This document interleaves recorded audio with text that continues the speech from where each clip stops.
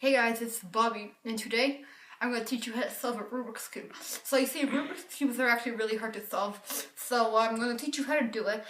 Made by Bobby, and I don't know my last name, so yeah. So this is how you solve it.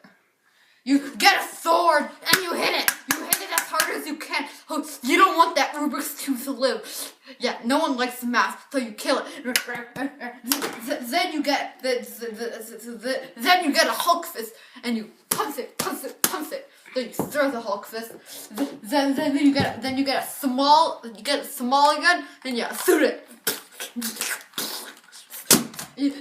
And then to see if you're more mad, you get a big gun. Oh yeah, you get the biggest gun you can find, and you go. Ah!